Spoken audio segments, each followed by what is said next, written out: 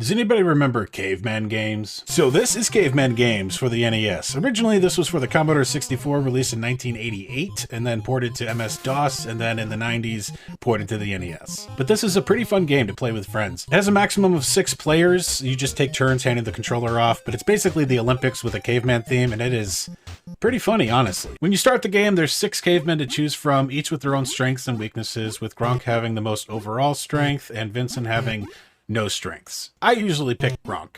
Once you've selected your caveman, there are 6 events after you select go. We have the saber race, the mate toss, clubbing, fire start, dino race, and dino vault. Saber race is pretty simple. You just mash A, jump over rocks and stuff while a cat chases you. But the funny part is if you pass the other guy, you can also push him back and the cat will get him. And you basically just win the race. It's kind of funny. The mate toss is a discus parody, and I think it's hilarious. Instead of a disc, you pick up a female by the leg and you just spin her around and see how far you can throw her. And if you throw her far enough, she does the chicken dance. It's by far the funniest game mode in this game. Next up, we have clubbing, and it's kind of like American Gladiators. You're standing on this rock. There's an intimidation phase where you're supposed to kind of intimidate your enemy and push him to the side. And then the game starts and you just start clubbing each other. The whole goal is to club them off the rock. It's pretty straightforward.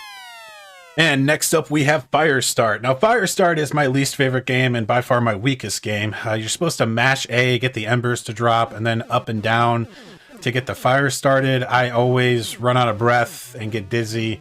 You can smack your opponent so he has a harder time starting fire, so that's kind of funny, but overall, I suck at this one. Next up is the Dino Race. Now, the Dino Race is kind of boring. I feel like they just added this because they couldn't think of a 6th game. It's basically Saber Race, but you don't interact with the guy you're racing against at all. You're just on the back of a dino, jumping over rocks and streams and stuff like that. The trick is to jump way before you get to the rock. I don't know why it's like that, but it is. The jump on the dino is slow. Not my favorite one. Now, last but not least, we have the Dino Vault. Now, the Dino Vault's interesting. You raise or lower the dinosaur's neck with the food on top before you start. The higher the neck, the better the score. After you're done with that, you start. You basically just mash A until you get to the edge of this cliff.